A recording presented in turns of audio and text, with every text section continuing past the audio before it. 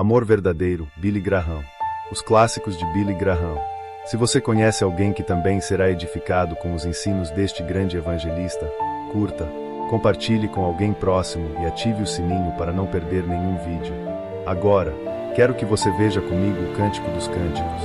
Agora isso vem logo depois de Eclesiastes, se você estiver abrindo sua Bíblia e pouco antes de Isaías. É um livro curto de apenas 8 capítulos curtos, mas um dos livros mais emocionantes e um dos mais interessantes de toda a Bíblia. Mas este livro é muito explícito. É uma história emocionante e maravilhosa de amor entre o casal, e das intimidades do amor. E hoje eu quero falar principalmente com jovens e seus pais sobre o assunto do amor, e sobre o assunto de se apaixonar, e seu relacionamento com seus pais, e seu relacionamento com seus filhos, e seu relacionamento com seu vizinho, no que se refere ao amor. O que é amor? Eu suponho que a palavra mais mal utilizada em toda a língua inglesa é a palavra amor. E na nossa geração eu não acho que temos muita compreensão sobre o que o amor realmente é. Você sabe que um jovem diz, eu estou apaixonado. O que eles querem dizer? Eu estou me apaixonando. Ou eu amo este anel. Ou eu amo este suéter.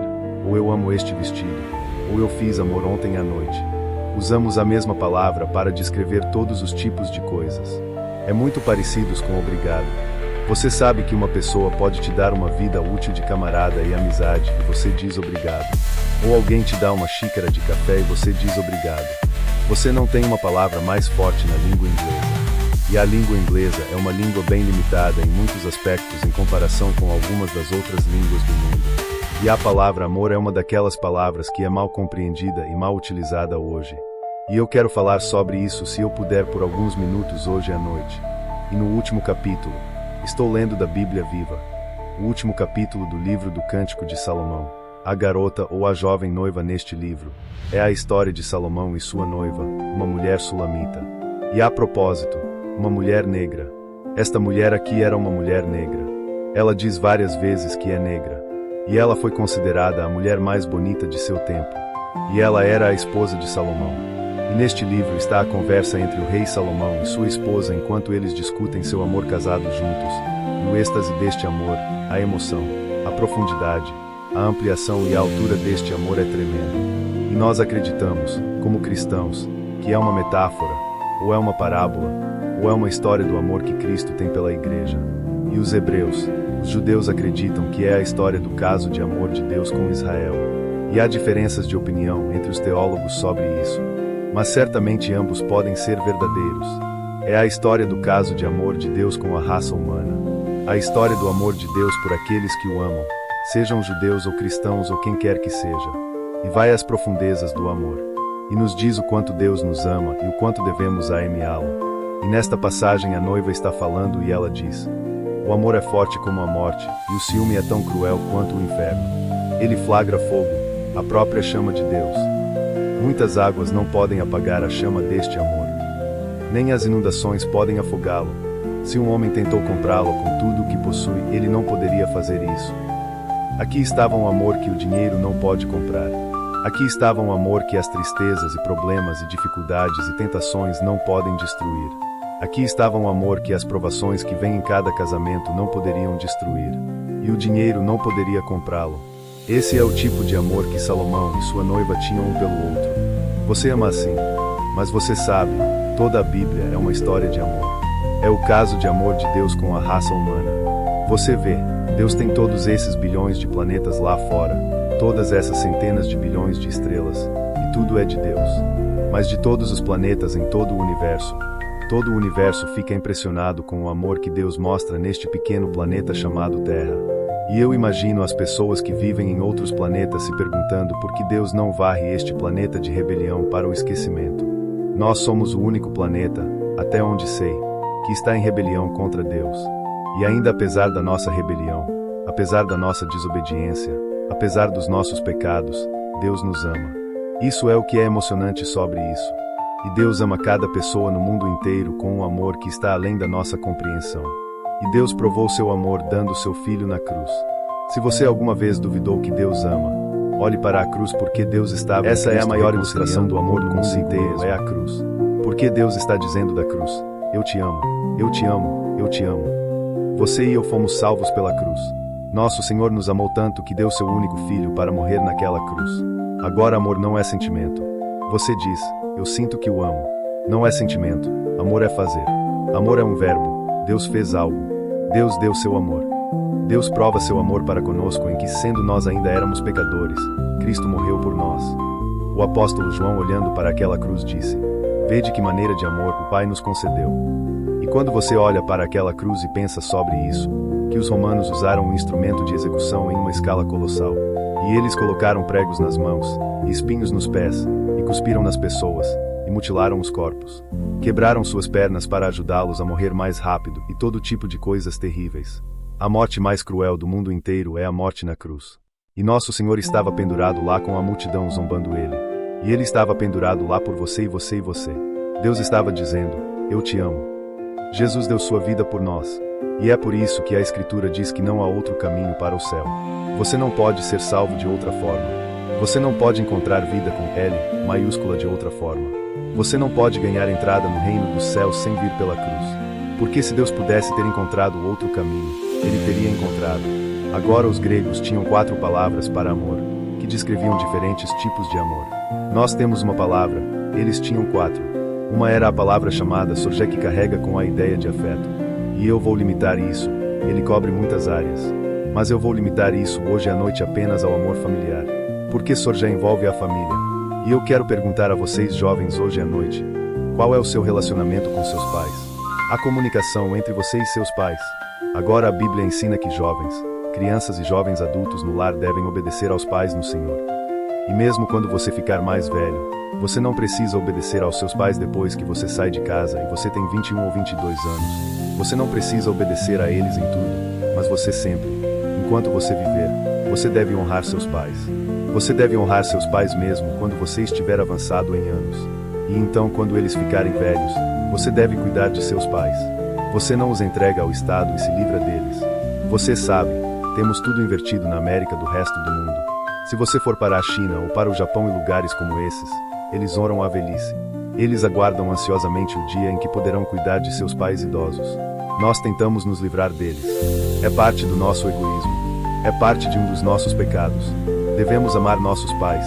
Devemos obedecer a nossos pais. Devemos honrar nossos pais. E com o tempo, devemos cuidar deles. Você vê como cristãos, o amor de sorgé, o amor familiar é afetado pelo amor de Deus. Porque o amor de Deus entra em seu coração. E o mesmo sobre o casamento. E o seu casamento, seu futuro casamento, quero dizer. Você sabe que eu levei. Como eu disse uma vez, eu levei minha. Eu tenho 3 filhas, todas as 3 casadas. E quando elas eram pequenas eu as levei para baixo da montanha. E chegamos a um lugar pequeno e eu disse, vocês meninas já pensam sobre o fato de que algum dia vocês vão se casar? E elas riram. Elas tinham 10 ou 11 anos de idade, 12. E elas disse, sim, nós pensamos nisso às vezes. Eu disse, vocês percebem que seu futuro marido provavelmente está vivo em algum lugar. Eu disse, você alguma vez pede a Deus por ele? Eles disseram, papai. Mas antes de terminarmos, tivemos uma reunião de oração pelos futuros maridos delas. E seu futuro marido, você já ora por ele? Talvez você esteja apenas orando, Senhor, envie-o. Você já ora por sua futura esposa. Você ouviu falar sobre a garota que foi ao leitor de Palmeiras para ver se ela conseguia encontrar alguma resposta para seu problema, sobre não conseguir um marido. E ele disse, você terá proposta 3 vezes no ano que vem. E ela disse, não vou aceitar a primeira. Mas não é qualquer um e não é apenas a primeira. Porque você vê, o casamento é um compromisso para toda a vida e é por isso que é tão importante não ser impulsivo sobre isso. Tenha certeza de que você espera na escolha de Deus. Quantos jovens hoje estão se correndo loucamente para o casamento e também loucamente para fora? Mas quando você é cristão e é capaz de entregar seu futuro ao Senhor, e pedir a Ele que traga o homem certo e a mulher certa para a sua vida, que coisa emocionante e maravilhosa isso é. E Ele fará isso. O amor de Deus pode afetar o amor da sua família. E segundo, os gregos tinham outra palavra, a palavra eros. E a palavra eros se refere ao amor sensual ou sexual. É de onde temos a palavra erótico. E o amor de Deus afeta eros. Você tem coragem de ouvir o que a Bíblia diz sobre eros? Você quer ouvir? Os padrões estabelecidos nesta Bíblia não são os mesmos que temos agora na América. São padrões diferentes. E você tem que decidir qual deles você vai aceitar. E não vou aguardar isso. Vou contar a você como a Bíblia conta.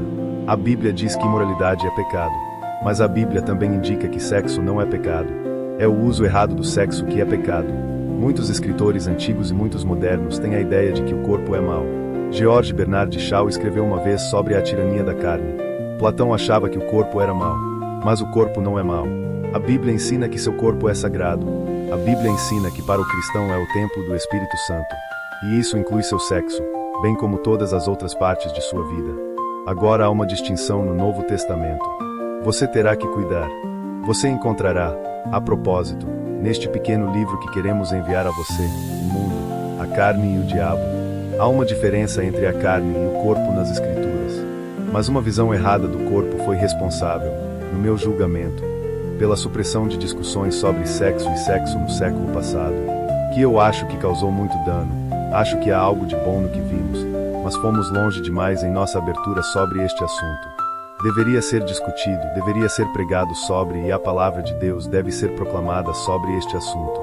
Porque em todas as Escrituras temos os ensinamentos de Deus sobre o assunto do sexo. A Escritura diz que Adão conheceu sua esposa e eles se tornaram uma só carne. Essa palavra conheceu carrega consigo a ideia de sexo. Agora, por que Deus deu o sexo? A Bíblia é clara sobre isso. Primeiro, para a propagação da raça humana.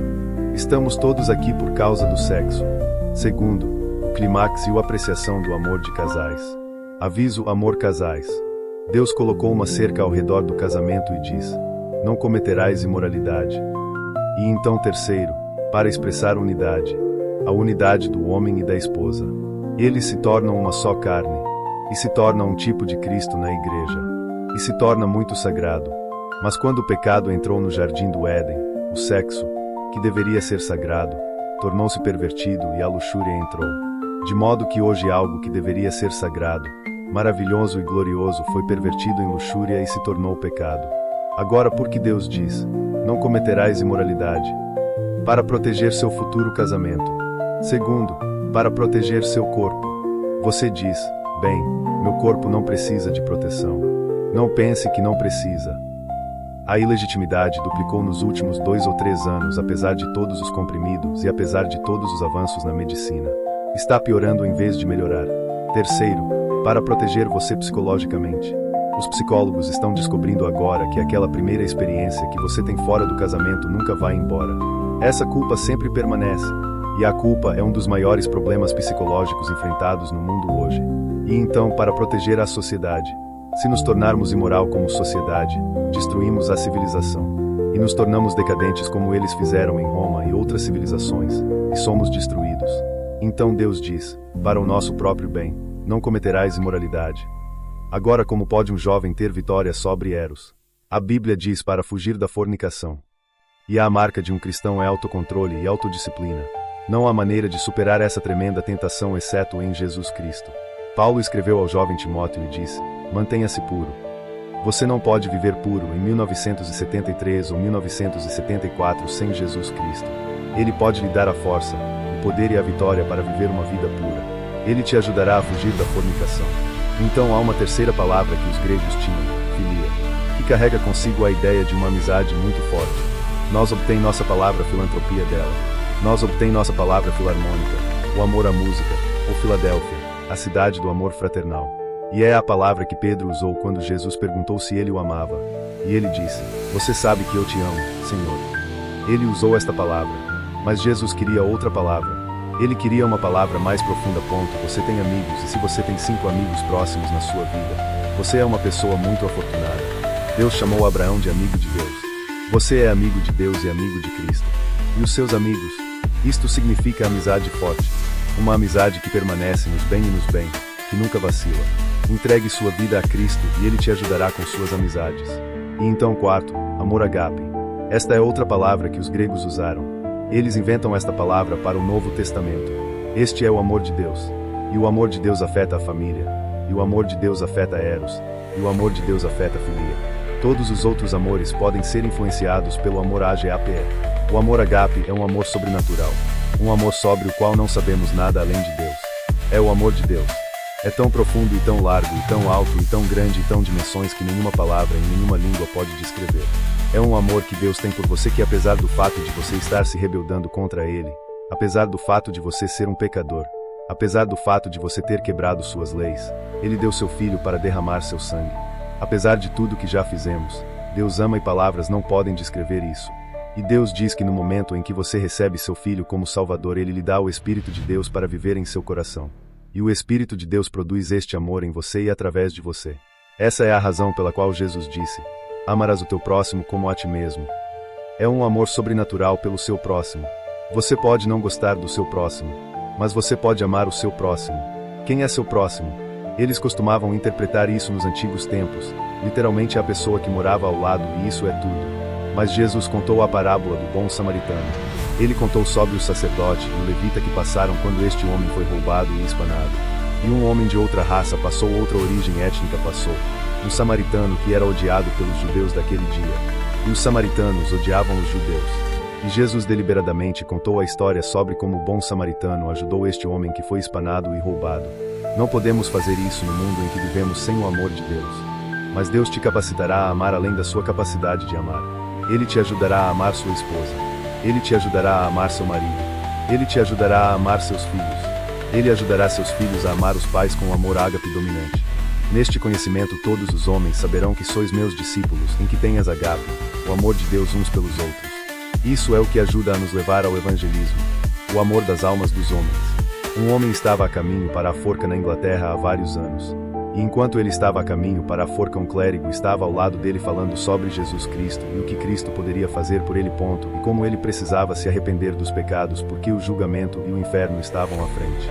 E ele se virou para o clérigo e disse: Reverendo, se eu acreditasse no que você está me dizendo, eu estaria disposto a rastejar pela Inglaterra em vidros quebrados para dizer isso às pessoas. Você ama as almas dos homens o suficiente para estar disposto a ir até ao seu vizinho e subir e descer as ruas para contar a eles sobre Jesus Cristo. O amor de Deus em nossos corações produzido pelo Espírito Santo, produzido sobrenaturalmente. Não, eu não posso amar a todos. Mas Deus pode me dar a capacidade de amar a todos. E talvez sua esposa esteja irritável, talvez você esteja irritável. Deus pode te tomar e te mudar e te transformar. E transformar esse relacionamento até que você possa se apaixonar de novo. Deus pode te tomar jovens aqui hoje à noite e perdoar seus pecados passados, cada um deles. Pense nisso, cada pecado perdoado, e torne seu coração tão limpo quanto ele estava no dia em que você nasceu. E resensibilize sua consciência que está em risco de se tornar endurecida, e te dar uma nova ternura, e te dar o verdadeiro significado do amor. E então, quando chegar a hora de encontrar a pessoa certa, será o tipo certo de amor. Não será essa afeição impulsiva e superficial que às vezes é misturada com luxúria, que não é amor real e genuíno. Deixe Jesus Cristo entrar em seu coração. Deixe-o perdoar seus pecados passados. Deixe-o mudar sua vida. E diga a partir deste momento que eu quero que Ele esteja no controle da minha vida. Eu quero que Ele senta-se na cabine da minha vida e a comande e a dirija. Entrego minha vida a Ele hoje e diga ao vencer: eu quero que Jesus Cristo perdoe meu pecado. Quero saber se vou para o céu. Quero que Ele assuma minha vida e seja o diretor da minha vida. Se esta palavra tocou seu coração, deixe um comentário.